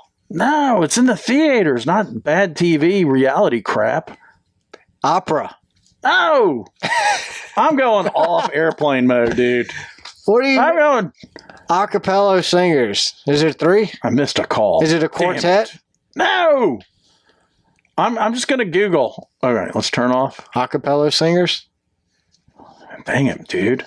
I have no idea. So while you're Googling your acapella singers, we don't want dead air. Let me Google. Cocaine Bear is a real story. It actually happened in Georgia. It's a 174-pound black bear. He died in 1985 from ingesting a duffel bag full of cocaine. Andrew Thornton was smuggling cocaine back to Kentucky. The plane was overweight, so he dropped one of the duffel bags of cocaine out over the North Georgia mountains. Shortly thereafter, his plane started going down and he had to jump out. His parachute did not work and it killed him. And the bear was found months later dead, laying next to an open duffel bag and around 40 open baggies of cocaine. And this was in Georgia, Cocaine Bear. So you need to go to YouTube and watch the trailer for Cocaine Bear. So Hollywood has picked up on the Cocaine Bear phenomenon and is making a movie for Pitch Cocaine Perfect. Bear. Pitch Perfect. The movie? Yeah, that's... Never seen it. I don't even know why I had to look it up. I forgot. Because they were singing on Cocaine Bear. No, I don't know. We're talking about Cocaine Bear. Oh, no, Cypress Hill. I know we were talking about Cocaine Bear. Oh, yeah, they're the producers that did... I forgot the name. Pitch Perfect. Pitch Perfect. Is doing Cocaine They're doing Cocaine Bear. So they're making a movie on the Cocaine Bear. And I watched the trailer this morning of the bear trying to jump in the back of the ambulance all jacked up on cocaine. I laughed so hard I was crying. I thought you were kidding. Like the drug dealer's like, the bear's doing like a whole kilo of cocaine. And he's like, yeah, don't do that. The bear does it. He goes, oh, I wonder how that's going to affect the bear. And he starts like sliding across the ground. On his back. Yeah. It's the craziest thing ever, man. No, I'm going to go see that the first weekend it's out. You'll probably be the only one. I think it's going to be a hit. No. It didn't. It looked like a dumb movie. Yes. It actually looked like an overpaid, cheaply made movie. With a lot of stars. An ensemble cast. I said ensemble without stuttering. That's pretty good. You said it correctly, too. Yeah. With the correct amount of syllables. Is that right, Wendy? Did he get that correct? Help us, Wendy. Janet's usually the one that helps on our pronunciation. Is she a speech pathologist? No, that's a doctor. Pathology, isn't that a coroner? Coroner? Yeah, people that discover why you died. That come out to the crime scene. I know what a coroner is. I've seen CSI. So a speech pathologist, is that someone that discovers why you can't talk? Why you lost your voice? Why when you sound like us, they probably figure out where you're from. Do you want to just go ahead and read our hate mail? Yeah, let's just go ahead and jump from Cocaine Bear. I think that was all we had. So I'm just filling in some dude. He listened to us, but we've been saying I don't know the password to our email, so he DM'd me, but he calls it something else. So I'm thinking the guy's older than us. He calls it an IM. Are you going to read the email, or am I going to? No, you're going to read it. But he said, "What are your emails?" And he said he listened to our podcast, so I sent it to him. So this was Thanksgiving Day. It took him, what was that, 3 weeks ago? 2 weeks ago? Last week. Week before last. Took him 2 weeks to grow his balls to send his hate mail to us. We're not sure if it's hate mail or fan mail. I think he likes us. Do you think? I'm just glad he took the time to write us. I mean, we're going to dedicate a whole segment here to Hirsch's letter. Hey, I think you should read it, because then you're going to say the F-bombs. I'm not saying the F-bomb. Yeah, you need to. I'm not. You need to read it verbatim. It's just not happening, my friend. Yes. No. Well, how are you going to say F-bombs? I'll say F-bombs. F-word? Fricking? Are you going to change it to fricking? Just say effing. All right, that works. But he is actually saying the UKing, the ducking. Yeah, he goes total duck. Well, he's got to be from up north. Well, he says he's from Massachusetts because he doesn't have sex with his daughter. Or somebody, his sister, I don't know. Go ahead, Brad. Take it away. So he says, James, first off, thanks for replying to my IM and giving me your email addresses. Can't decide if you're stupid or just don't care. About what? Should we answer his questions as we go or come back? Let's do it. So he can't decide if we're stupid or just don't care. About what? I care about some things and some things I don't care about. So he must just be stupid. Because we care. So we only have two choices? If we don't care, we're stupid? That's what he's saying here. Well, thanks, Hirsch. I'm pissed off at you now. Go ahead. So, I've made the mistake of playing your podcast from Boston to Miami on our annual drive to my mother's house for Thanksgiving. Hey, you had enough content for the entire drive. Well, that's a positive, but I don't think I would want to hear us for, what is that, 20-hour drive, 24-hour? It's a long drive. We should have looked that up. Well, driving from where we're at, my son was in college in Boston. It's like a 19-hour drive. So Hirsch goes on to say, I really hate you guys. Thanks, Hirsch. My wife loves you. Thanks, you. WTF. We both hate NASCAR. That's changing. We will watch some this season. So we converted some people. You're a bunch of effing idiots. Well, yes, we agree. Yes, Jamie, effing idiots. Now you have to say the F-bomb. You guys really suck. You really sucked at the start.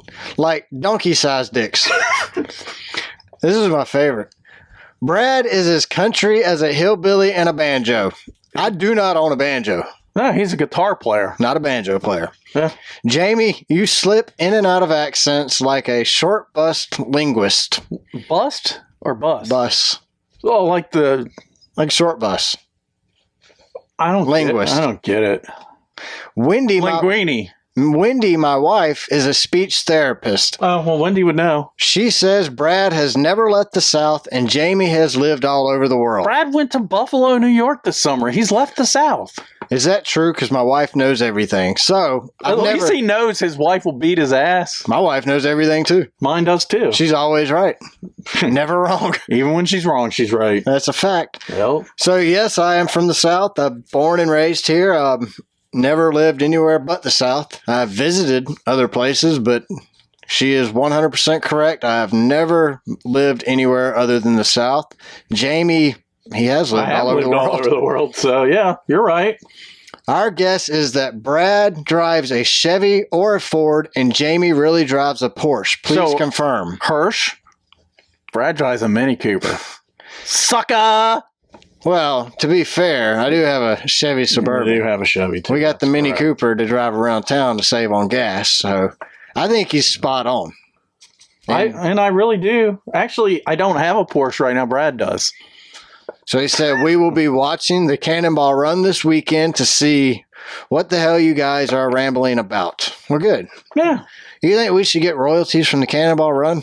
I don't think people have watched them in 30 years. I know. So that's at least 3 new people that have watched recently. Me, Well, we get a penny a Hurst, and listen. Wendy. Can we get a penny per view? Maybe. Should we contact Netflix or Google Prime? So he says, Google Prime, that's not it. it's Amazon Prime. You idiot. Ugh. Hurst goes on to say, F you guys for making me like you. And F you for converting my wife to a NASCAR fan. I may have to take her to New Hampshire for a race next year. Hey, Hirsch, can we stay at your house when you go? Yeah, we'll go. Yeah, we might even get a press pass for that one. Heck, we can all go. Yeah. Brad, we know Jamie is a Quaker Catholic Jew Baptist. Oh, I got his religion is about as effed up as his accent. I got a bone to pick with that. He didn't pay attention on our podcast. You didn't say you were Jewish. No. Well, you did. I think you said... My grandmother was. Well, I think you said you were said it, quarter. But that's ethnicity. Yeah, I couldn't. Hey, tell Wendy to call me for a free session. I need Wendy. He needs a lot of speech therapy. Actually, we both do. Yeah. We can make that a segment on the show, speech therapy. Tell her to just send words and see if we can pronounce them. It probably wouldn't help. So it says, he says, Wendy or Brad, we know Jamie is a Quaker Catholic Jew Baptist. His religion is about as effed up as his accent. Wendy would like to know your religion. What is it? I am a Baptist. You were correct. Says, we also listen to Small Town Murder. So are you a Catholic of the South? Yes, I am a Baptist. You called that one. Never left the South. So since Wendy knows everything, is Wendy the one actually said these things to you and you put them in an email? Hirsch? No, I think Hirsch. That's such a Yankee name, Hirsch. Have you ever run into a Hirsch in Georgia? No. You're riding a Hearst when you die. But not a Hirsch. My Camaro had a Hearst shifter. Not a Hirsch shifter. Oh, no, I'm stuttering. Shifter. So he says, in conclusion, you entertained us for 18 hours. We thank you for that. I'm married and have never been attracted to my sister. It's illegal up here in Massachusetts. I know that's the norm in NASCAR. It's not the norm. I hate you for liking you, and if I ever have to go to a NASCAR race with Wendy, I'll hate you more. P.S. Did you both really go to college and went into HVAC? But he put R. Well, it is. But that's like 20 years ago. We dropped the R. Yeah, some people. The refrigeration guys still use it. I think he's an idiot that got on Google. So, yes, we both did go to college. I went to 2 colleges. I went to art school, and then I went to schooling, got a bachelor's degree in sales. I got a bachelor's in history, so. Do you huff refrigerant? No. You know, Never I don't think anyone's ever huffed refrigerant. And then he closes out with, learn to pronounce some words too. Hate you later, Hirsch. Well, Hirsch, tell Wendy to give us some pointers. I mean, really, she's the pro and we're not. We've never admitted to being pros at anything other than air conditioning. I've been screwing up my pronunciation since I started pronunciating. Well, I went to a state college. Actually, I went to HVAC school to be HVAC. I went to art school. Then I went to college. Not linguinist school. Linguinist. I'm not sure. Is that what they call it? You get a degree in linguinist? So do they teach that at an Italian restaurant? Is that Does it come with cheese sticks? They didn't teach it at art school, so they don't teach linguinist at art school. I think with every linguinist degree, you should get that pepperoni blanket. Where do you think Hirsch went to school at?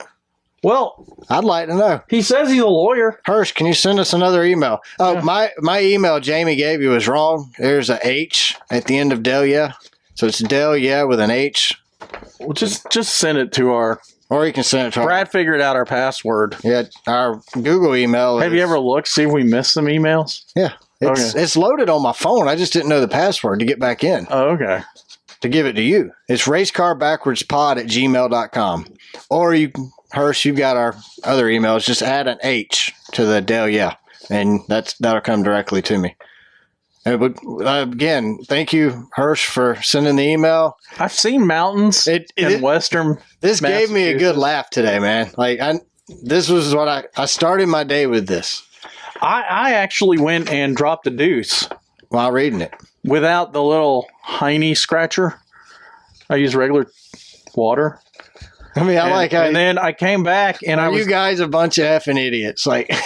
We are. We even said it. This is a podcast for idiots by idiots. What's weird is he and Wendy kind of, other than the Jew thing, I guess we're too dumb to lie. Yeah.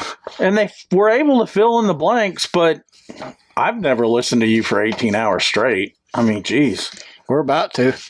You think old Putin could listen to us for 18 hours straight and aim a missile at us? No way that wackadoodle could do 18 hours of anything straight.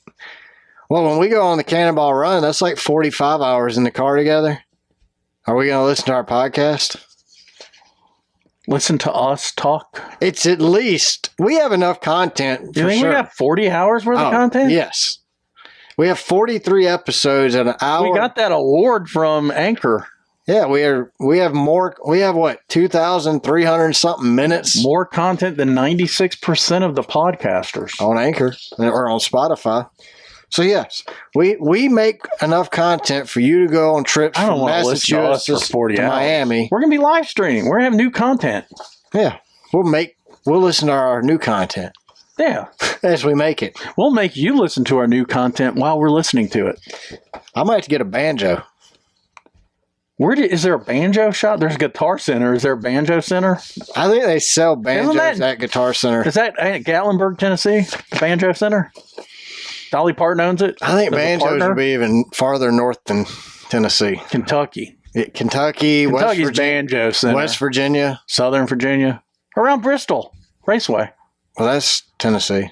Yeah, but it's right there. It's like an hour from Kentucky. Yeah, like Knoxville, down the road. Knoxville's probably like that whole corner of Tennessee is probably hillbilly country. Yeah, West Virginia, Southern Virginia, Kentucky, and Tennessee. And the mountains of North Carolina. They're all right there. Do you think they clog? While playing banjo? Yeah. Oh, yeah. I would say after going to North Wilkesboro that they're into banjos and clogging. I think they're... and their sisters. No, definitely. So, Hirsch, we're not where sisters are attractive. I think in North Wilkesboro, their family trees are telephone poles. Yeah. There's not a branch or a fork in that thing. Nope. Hey, Metallica's announced that they have a new studio album coming out along with a new tour. The album's going to be called 72 Seasons, and they're going to do a world tour called M72. Why? I don't know. It's a 2-year tour. The album comes out on April 14th next year. They're going to tour for 2 years all over North America and Europe. They're playing nowhere near the Southeast. It's 2 nights. I know a lot of Metallica fans in Georgia. If they played it, I was going. If they would have played in Georgia or at least close by, I would have went because it's a 2-night show. Each night has different opening acts, and each night will be completely different set list. I would have went to that. That would have actually been really cool. But I'm not going to pay to fly, pay to get a hotel, and then pay to go to the concert for 2 days. Think we get a press pass for that? Highly doubtful. Highly doubtful. We talk a lot of rock in our podcast. You think Metallica's going to give us a press pass? I didn't think NASCAR would, and they did. Yeah, I think Metallica's ego is way bigger than NASCAR's. You think? Oh, yeah. You've listened to Metallica talk? Lars got caught buying Ticketmaster tickets and reselling them. Really? Yeah. That's about stupid. I don't know if it was Lars himself, but he was somehow tied to it. Which Ticketmaster? I thought they got pissed off at Ticketmaster. That was Napster. Oh, that was that other band, the grunge band. They got pissed off. Who? At Ticketmaster. Pearl Jam. Oh, for what? Remember they protested Pearl Jam? I mean, they protested Ticketmaster. Well, a lot of people did, and then Nikki Swift, she just had a big problem, or whatever her name is. Taylor Swift. Taylor. You know, listen to dude, T Swift? I mean, my wife does. She's bigger than the Beatles.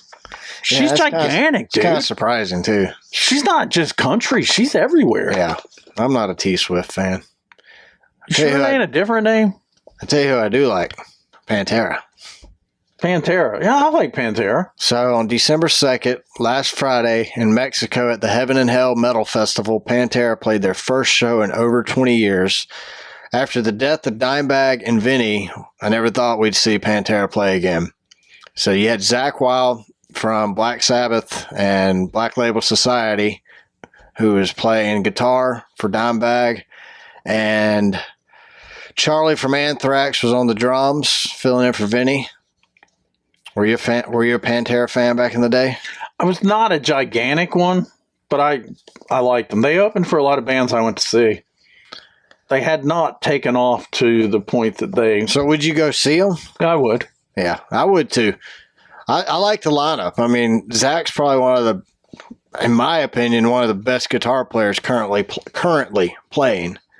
But you're more into rock. I was more into... I was into metal. Grunge. I was into metal too, but...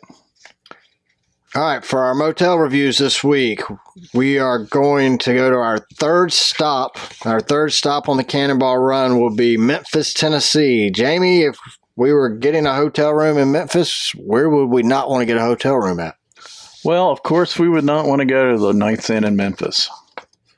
I haven't found a Knights Inn that we would want to go to. It's titled Horrible and Very Dangerous by Cheryl's 470. Dude, how 1 out of 5. You couldn't have printed this any smaller? I don't know what happened. Like, you printed this in like elf-size letters. It's like 9. Hey, get out my old people glasses here. Actually, I got to take my glasses off to read it. That's why I got this string around here. You need to borrow mine? No, I'm good. Okay. Oh, yeah, those are got the other focal. I don't know what the bifocal is on focal. These are my spectacles. I can see. Spectacles? I can see your little bitty writing. I got to take my glasses off to read it because it's. I got to put mine on to read it. You got to take yours off. And then it did it on 2 columns. So I stayed at the Knights Inn at 2949 Airways Boulevard, Memphis, Tennessee, 38131. USA. So we know exactly where that is if you want to Google it. Stay there from July 1 to 13. That's a long stay. And they were horribly disappointed. I've stayed in spare rooms and bars in third world countries and hostels that made the movie of the same name look tame. And this was one of my top 10 worst experiences. The room was horrible. The locks did not work. One is actually missing. The lock where you flip the loop over the door is gone. Gone? Yeah. The loop. You know what that thing is, that loop. Oh, yeah. The peephole didn't work. That's just a hole in the door. How did it not work? Maybe some Chester molester painted it black, got a Sharpie and covered it. There was somebody's dang finger in that peephole the whole time we was there. At the Knights Inn. Bless their heart. Were they peeping in it? The bathroom door would not close. The floors and walls are all stained with some brownish and red substance.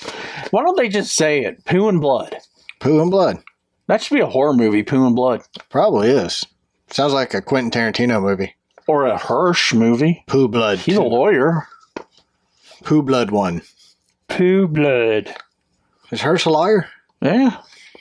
I looked at his email. It was like, Hirsch Sims. Do you think his first name is Sims, last name Hirschberger? Barger? Or is his last... We're going to have to get Hirsch on the show. You know that? You think you would get on it? Hirsch, send us an email, man. We want to get you on the show. You know what? I picture Hirsch as being like the Yankee Matlock. Some New England town. And he can't have his little seersucker suit on. So they wear tweed with arm patches. He's wandering around the town square. Like all the murders in his little town. How old do you think Hirsch is? I think he's in his 60s. 60s? Hey, could be 20s. I don't know. I was going to say. He's old enough to drive. We know that. I was going to say like 38, 39, 40. How long do you think he's been married on Wendy? I don't know. I think Wendy's cooler than Hirsch. We're going to send Hirsch an email to get answers now. Or Wendy. Wendy likes us. Yeah. I think Hirsch likes us now. He might not after today, but going into this episode.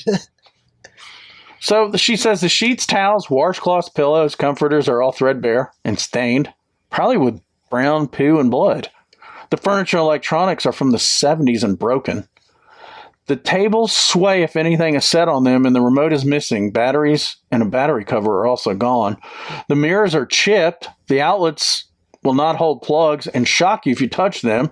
Most of the lamps and fixtures that do work do not have light bulbs, and the ones that do have no covering. There were used condoms in the dresser. That seems to be where they keep them. Some have just been on the floor. Ones? Yeah. When do you keep them in the garbage? No, those were vibrators that girl saw with a GoPro camera on the. Why wouldn't you just throw it in the garbage? You think they probably didn't have a garbage can? I ain't gonna touch a used condom. Not you. When you get done using it, why would you go get up, open the dresser drawer, throw them in, and shut the drawer? Because you're weird. You're just one sick individual if you did that. Yeah. If you're the guy who put your used condoms in the drawer at the night's end, and maybe he was recycling them. Please reach out. Maybe he's going to use them a second time. Ooh, that's really gross. That got you dizzy, didn't it? I can't look far off in these reading glasses. The shower curtain was covered in mold. The bathroom walls and tub were covered with mold and mildew and reddish brown stain. We know that. The toilet does not flush unless you hold down the handle. That's that red mold from North Wilkesboro. From Cocaine Bear. They got that in Memphis, too. The knob of the sink was held on to. Would squirt water out. There were no cleaning supplies. In the morning, after driving 6 hours nonstop in order to sleep, well, now they're just rambling. Lastly, there is no security. Evidence is the fact that my car was broken into at the parking lot. My GPS, iPod, and digital compass and my iPod dock were stolen. Why were you leaving them? Isn't Memphis one of the highest crime areas in the country? It's worse than Chicago. I hate to tell you, but if they stole your iPod, you should be thanking them. I think that Cheryl's old. I haven't had an iPod since like 2005. I checked out, and so on my way to a conference was over. I was actually frightened. I'm nice enough here. It was just this hotel. And then something vacationer 1, 2, 3, 4, 5, 6 in 2022. That's the next review. Oh, I copy and pasted on. Okay. All right, Joe. This is the deluxe inn. That's as bad as Joe Biden reading. Pause. Repeat. Applesauce. Next slide, please. Applesauce. Jill, that tissue already had snot on it, Joe. Clap here, Joe. My first impression, this is a deluxe inn, was wow when I walked into the lobby. Simply beautiful. Great atmosphere, nice bar. But it was downhill from there. I checked into the celebrity suite for 2 nights. Heck yeah. At $1,695 per night. So I expected to be treated well and have a nice room. You think? The suite decor was standard but acceptable. However, the kitchen might as well have been in a mobile home. Nothing wrong with a mobile home, but it certainly was not even up to Motel 6 standards. I did have a Keurig with a couple of K-cups of coffee available. For the first day, and then later, didn't even have a trash can available. Not a single glass, plate, or anything of that sort in sight. We got coffee maker and 2 cups of coffee. That's it. Certainly could not have friends gather for snacks before going out. You know, generally with this type of luxury suite, every class hotel provides certain amenities, such as a bottle of wine or champagne and a fruit bowl, etc. Hey, we got. Oh, this is the Peabody. We got a Capri Sun and a Pop-Tart at the Beach House Inn. We did. A youth Pop-Tart. They provide a small bag of barbecue popcorn. Seriously? But I'm not even complaining about that. Just noteworthy that they do not know how to treat guests that pay a luxury price. More to come. I think he is complaining. Upon check-in in the beautiful lobby, they failed to program the keys to the concierge lounge, a touted benefit of the $1,700 a night.com. Hold it, but he just said $1,695. We rounded up. Oh. $1,700 a night room. Another trip to the lobby, and we did get that fixed. My wife and I had working vacations and stayed the most of the first day. We attempted to order room service for lunch. When we could not get room service to answer for many rings, this was at noon, called the concierge who is supposed to be taking care of our issues while we stay there. The concierge just redirected us to call room service. That kind of seems to be how everything is after COVID, though. Yeah. That's me saying it, not redirect, not avoid, Dingleberry. Yeah. Dingleberry. And then he told me room service had to be ordered off the TV menu. So after fiddling with it for about 10 minutes, I finally located room service on the TV. Why not have an app? Because they already had the TV. TV ordering is so 2000s, dude. Remember you'd check out 2000s. Of your TV? It's 2022. I'm talking about 2 triple knots. Oh. Triple 000? Yeah. Triple goose eggs? So when he located on the TV, it said they had to call room service to place an order. I'd get a little pissed at $1,700 a night. I then called the concierge back, now very frustrated, and told him they would see to it the room service would call me shortly. And of course, I never received a call and was never able to order room service. Of course not. So get DoorDash, dude. Oh my God, this guy keeps going. Man. When we got ready to go out for the afternoon, we took the note that the mail never came by to clean the room. Maid.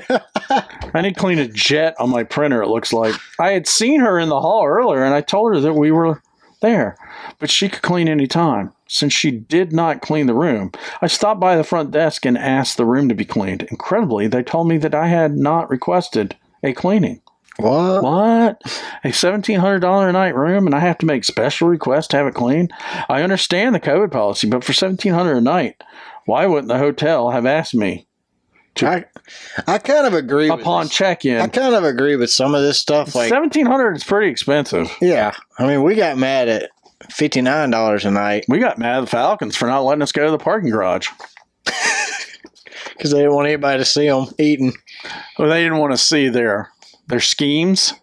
Yeah. That didn't work. Falcons. And they still don't work. I hate the Falcons.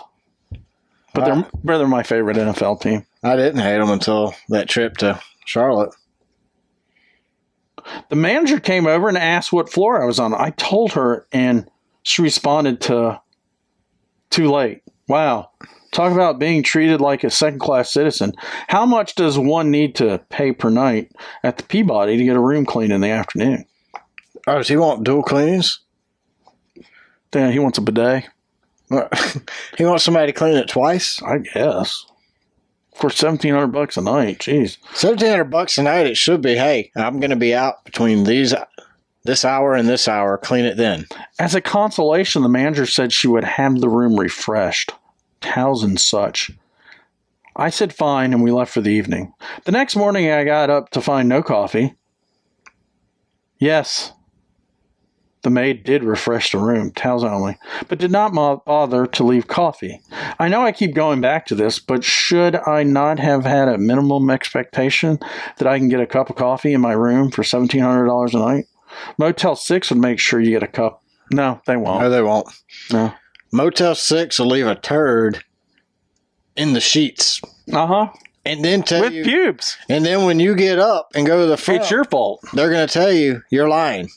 You brought that turd from home. So he says it keeps getting better. So the morning of checkout, I find the folio that had been slipped under the door. I open it to find that the Peabody charged $1,980 for the celebrity suite. Wow, so $1,695 for the first night, then for $1,980 for the second night. Maybe that is because I requested that my room get clean. The second day, LOL, but not funny. I'm questioning the front desk. They acknowledged the mistake and removed the extra charge. Wait, we're not done. I called my car up from valet. The valet brought the car around, handed me the keys as he took the tip out of my hand and scurried off. Did not even offer to assist loading the bags in the car. Wish I could have grabbed that tip back out of his hand, but by the time I was not surprised based upon the Peabody's level of service I received throughout the stay. My recommendation to you is do not stay here. Leave before dinner cocktail in their historic lobby and know that you are getting the best that the Peabody has to offer. It's all downhill from there. Huh. Well, I can assure you, for $1,700 a night, I'm not going to stay there. You know, our boss's boss lives in Memphis. Yeah. Do you think he has stayed at the Peabody Hotel? I don't know. We should have asked him. Well, I might see him tomorrow. I'll ask him then. Yeah. I got more training. You'll be all trained up. Well, this isn't team building. I think this is to make sure that we're a team when we meet tomorrow, that the team building worked. December is the month of training. It is a training month. Where are we going next, Sunshine? I'm going to the meeting in Marietta. Where are you going? Oh, you mean here. Okay. Well, this is a Days Inn, and they call it a drug dealer's haven. That's what they say about Days Inn. And look, they're by Wyndham. That's fact. That's where all the drug dealers go. I think they get bonus points when they're a drug dealer. He says, warning, all caps, do not stay here. Not all caps. How it stays open to the public is a crime in itself. It is a drug dealer's haven. We arrived around 5. When we entered the area, it seemed okay. There was a new-looking restaurant next door and 2 other hotels across the street. We travel a lot with our dogs and have stayed in Red Roof hotels because they are dog-friendly policy. That's because they're nasty. We ran deal no frills for days as long as the hotel is safe and clean. And generally, this chain is fine. But when we arrived, we did notice some shady looking characters hanging around that made us wonder. I suppose we optimistically hoped they would drift away. Usually they don't, though. That's their place. That's their corner, dude. Is mine easier to read than yours? No. As the evening progressed, it became increasingly noisy with cars driving around the parking lot over and over. Just a lot of general noise of people gathering. In the early hours, sirens owned the noise, and we realized they were at our hotel. Paramedics and fire, probably reasonable assumption, because there was a drug overdose. Police followed. An hour after, we hear a group of people outside the door, and they banged on it and said as hard as they could, then ran away. Wow. Earlier, after that, we could hear people arguing. That's original DoorDash. I was waiting for a gun to shoot up. I cannot remember when I have been so terrified. We were too afraid to leave the room, even with our dogs. By sunrise, all the commotion ended, as did the nightmare. When my husband went into the office to check out, he told the manager it was quite a night, and that we had experienced. The manager's response was, "Oh, really? So the place is corrupt. Get out of the location ASAP." All right, well, here's the next one. And this guy reviewed Loves. I don't think we're going to stop there. If you actually go to his review for gas, if you read his review of Loves, he is naked with a bow tie on. No. Yeah, he is in his picture. And I don't know why he posted it. Why? So you would have to look at him naked? So he says at the Love's Truck Stop, I enjoyed it for 6 years or more. And as a truck driver, I spent over $1 million on fuel and repair costs and merchandise. I mediate here regularly, balancing 3 rocks on top of each other and walk my dogs here. I bought a house close by the location because I had a very nice time at the station. I was banned from the location today because I was accused by a security guard for solicitation. He has harassed me on several prior occasions. I would recommend this location be avoided by any people. If you want to steal something or ask for money, I think this guy. They say you break your law. It should be safe here because security is unable to catch you. So he steals from them too? Oh no, man! This guy's. They will be focused on preventing people from doing business with them. If he speaks like he writes, dude, this guy was like no shirt on with a bow tie. This guy just left whole words out of the sentence. 2 cans of police issue and 3 pistols. This guy was a menace. Signed, Elias Johnson. Loves Travel Shop. Huh. 7,000 rounds of hollow points, tear gas, police issue. I mean, he misses whole words in his review. This dude's like a crackhead. He looks like a... But he looks like a male prostitute crackhead. Everything he said is legitimized when he posted, and this is a big picture of him. It's bigger than his review, naked with a bow tie on. So anyway, there's a vegan restaurant. I'm not gonna reveal the name because this sounds like it's some kind of Family Feud going on. Yeah, leave both names out, the reviewer and the... But there's a vegan restaurant there. Well, I guess you could say Chelsea's name. Well, she put it on there. Chelsea Bartley. Yeah. And this is on Twitter. And she says, on the real, I eat here all the time. And this is the vegan restaurant in Memphis. I still probably will be likely to go out and eat there a few options. But there are few options available to me. But y'all listen. During my visit, a bare butt naked baby was running around, stood up on the table with his black, dirty feet and bent over to show me his butthole. I wish I was exaggerating. Well, he had that bidet. He had to show him that bidet worked. This is like while I'm eating, and its owners did nothing.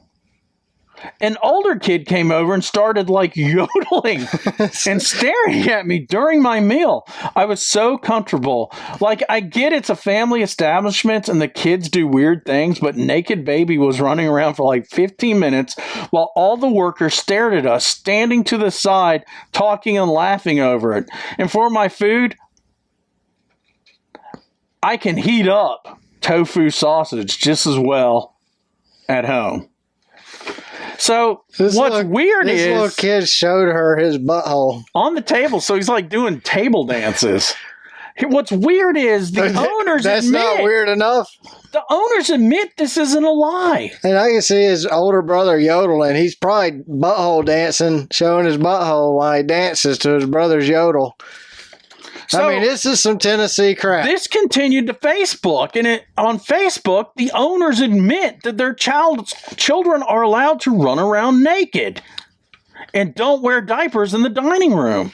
Hirsch, this is a product of people sleeping with their sisters. Yeah. This is what happened. Here you go, Hirsch. This is why I'm glad in Massachusetts, where you're from, you're not into that. So, but this is what happens to people who are into that.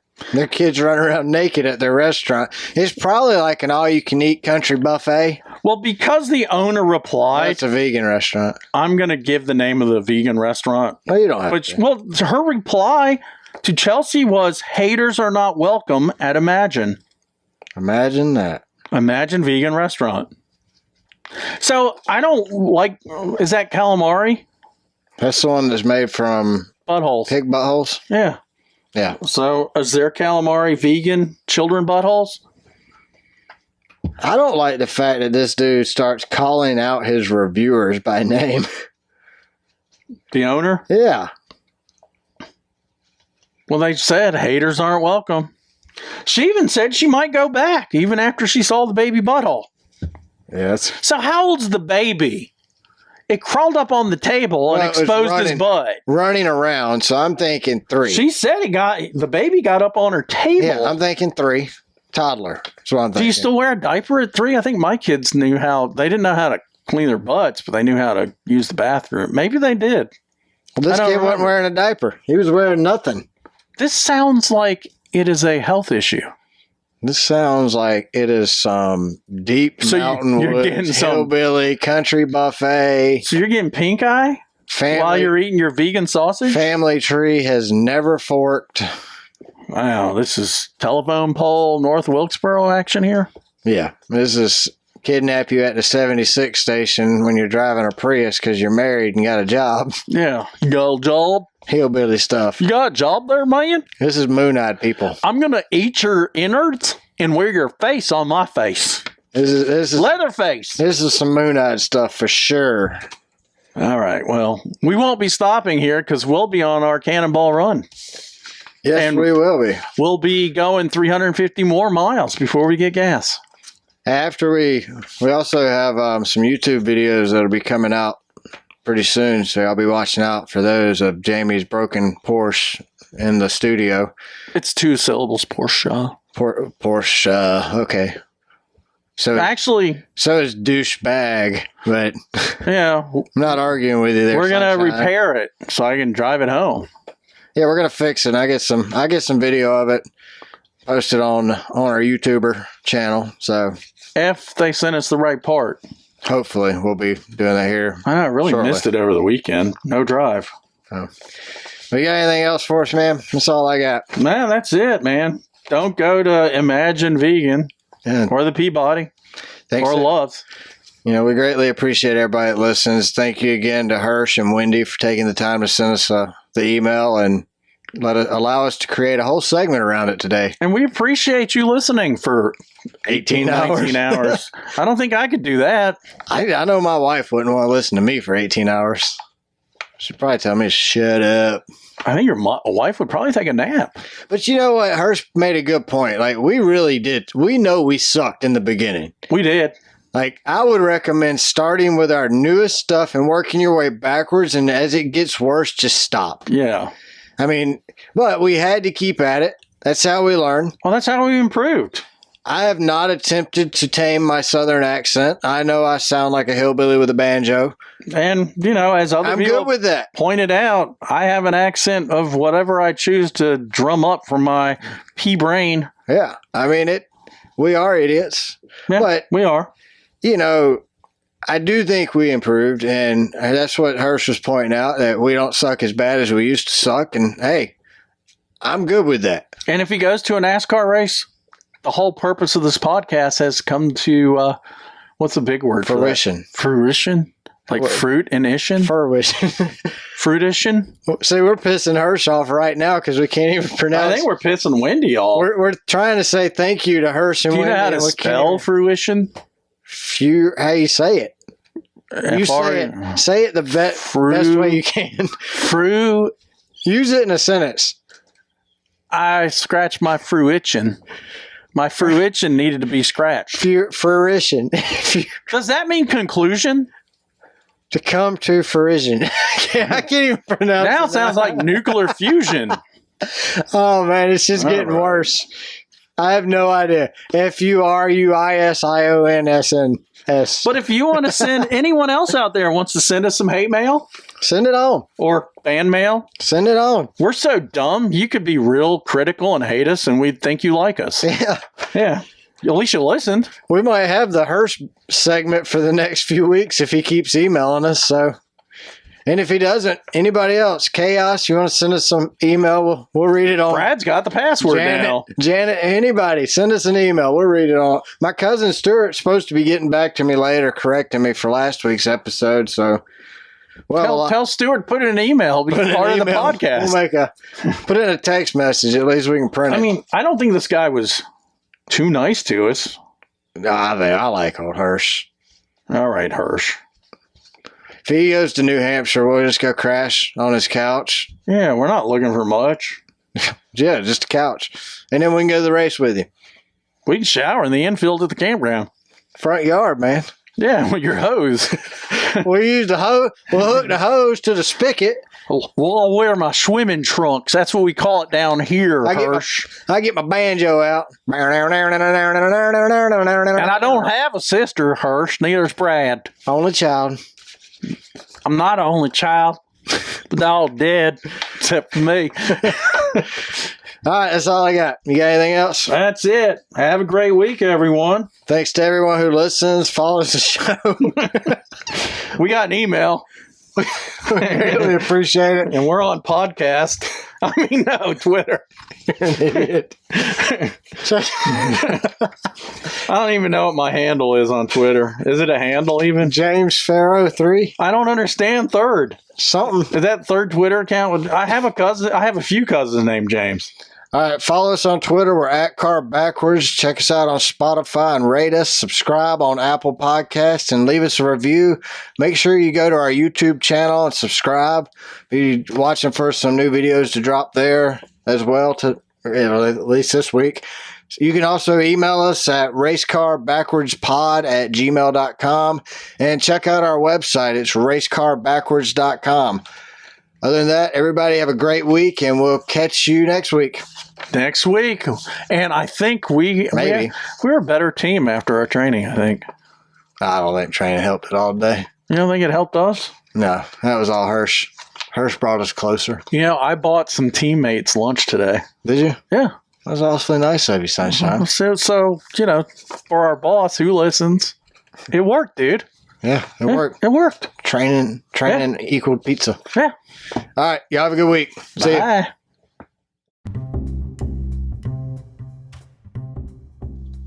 Thanks for listening to a race car spelled backwards.